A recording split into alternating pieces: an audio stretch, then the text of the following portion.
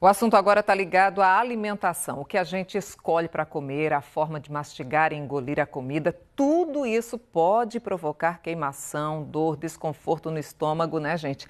E nesta época do ano, principalmente quando as pessoas empurram o pé nas confraternizações, fica difícil resistir às mesas cheias de comidas variadas. Aí depois já viu, né? Por isso nós convidamos o médico Guilherme da Conte, que é cirurgião gastroenterologista, para falar sobre refluxo e outras doenças do aparelho. Bom dia, doutor. Bom dia, Miriam. Obrigada pela participação aqui com a gente no Bom Dia. Vamos tirar dúvidas, né? A gente está aqui com o aparelho digestório, que antes a gente chamava de aparelho digestivo. E eu gostaria que o senhor começasse explicando exatamente o que é esse refluxo. Seguinte, Miriam, nós temos alguns órgãos aqui no corpo da gente que estão responsáveis diretamente à digestão e à progressão dos alimentos. O alimento entra pela boca, passa por todo esse tubo que fica aqui no tórax, que é chamado de esôfago. Logo depois entra no estômago e parte então para o intestino, passando em todo o intestino e depois saindo nas evacuações. Especificamente o esôfago, ele está ligado à desregulação de dois órgãos, o esôfago e o estômago aqui embaixo. Nós temos uma válvula, que é como se fosse uma porta, que fica nessa região daqui. Aqui impede que a secreção ácida do estômago, da digestão no estômago, ela retroceda para cá, ela retorne para cá, para cima, para o esôfago. Quando essa válvula não está funcionando bem, pode ocasionar o esôfago, a doença do refluxo em algumas pessoas, e também o excesso de acidez no estômago, que aí vai estar relacionado a uma série de coisas. Alimentação errada, aumento da pressão abdominal no caso dos obesos. Hoje em dia a gente tem um número imenso de obesos no Brasil. Chega-se a 100 mil cirurgias de obesidade no ano, tirando mais de 60% da população com sobrepeso, obesidade e outros problemas, e que estão diretamente ligados ao aumento dessa pressão dentro do estômago e também potencializando o refluxo nesse paciente. Doutor, no refluxo, o conteúdo que está, por exemplo, no estômago, ele volta para a boca? Exatamente, tanto do estômago como nós podemos ter falhas também na válvula que fica logo na saída do estômago, e também refluxos do intestino também podem vir até aqui em cima, podem retornar. A gente vai sentar aqui de lado porque tem chegado muitas perguntas, muitas pessoas com dúvidas, querendo que o senhor ajude. Por exemplo, o Adriano, ele disse que sente muita azia. Como é que ele faz para evitar isso? Nós temos uma diferença entre azia e pirose. A queixa especificamente do refluxo é a pirose, que é uma queimação no tórax. Muita gente acha que está tendo um ataque do coração, que está tendo algum problema, e na verdade é o refluxo causando essa queimação. A azia é um tipo de dor que existe na região epigástrica, que é o do estômago, que é a região em cima do umbigo, entre o umbigo e o tórax da pessoa, e que pode dar essa dor também. Então tem essa diferença entre os dois. E a alimentação é de primordial importância, é o primeiro tratamento. Nós temos 3 tipos de tratamentos para o refluxo, para as azias e para essas piroses.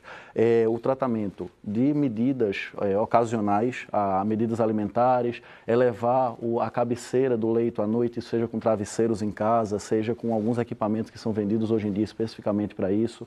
Mudança na alimentação do paciente, que é de fundamental importância. Mas aí tem que ter um acompanhamento de nutricionista. Sempre com acompanhamento do nutricionista, que é extremamente importante você ter. A qualidade do alimento, existe o mesmo medicamento, pães, por exemplo, eles devem depender do tipo de pão, você tem alguns que podem aumentar o refluxo, podem aumentar essas queixas dos pacientes, e tem outros que vão estar reduzindo essas queixas do paciente. Então, pode-se fazer tanto esse trabalho todo, alimentações sem glúten, alimentações com menos lactose também podem facilitar esse trabalho. E como é que a gente tem a certeza de que está com refluxo? Qual é o exame? Como é feito esse diagnóstico? O diagnóstico ele é um diagnóstico clínico, ele é feito pelo médico, não necessariamente precisa de qualquer tipo de exame. As queixas, elas são muito comuns, recorrentes, são queixas de, pode dar rouquidão, o famoso nó na garganta que alguns pacientes relatam, pode ter a queixa de regurgitação, sente aquele amargor, e até detalhes pequenos que o médico vai ver durante uma consulta, que é a mudança da coloração dos dentes pode acontecer,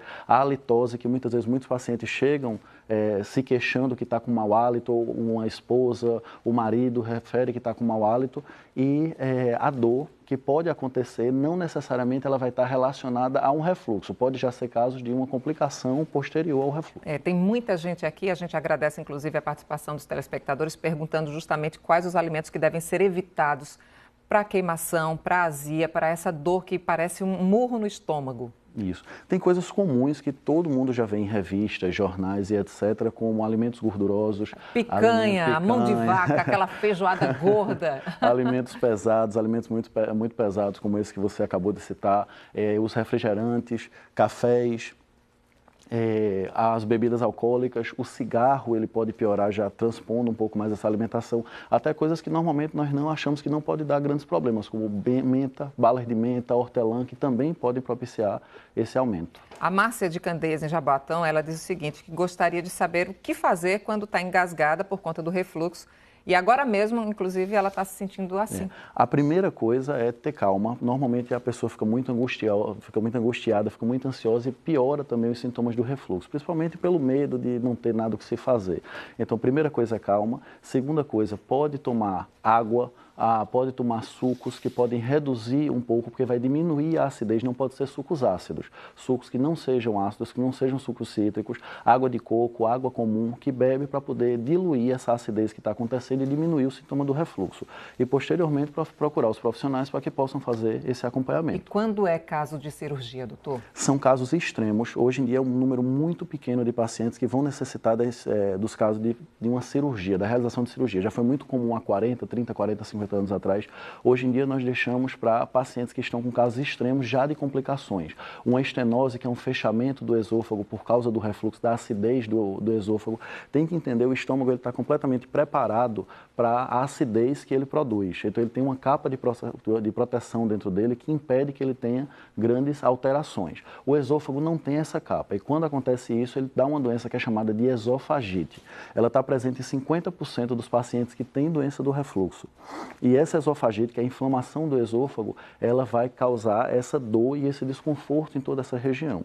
Então, sentiu aí esses sinais, gente, é bom procurar o médico, que agora no final do ano muita gente bebe, muita gente enche a casa de amigos para também degustar aquelas comidas gostosas, cautela. Isso. É importantíssimo o fracionamento da alimentação nesses jantares, principalmente na ceia de Réveillon, o fracionamento, não comer grandes quantidades de uma vez só e não também misturar bebida com alimentação ao mesmo tempo. Doutor Guilherme, muito obrigada pela participação e pelas orientações. Bom dia a todos. Um bom dia.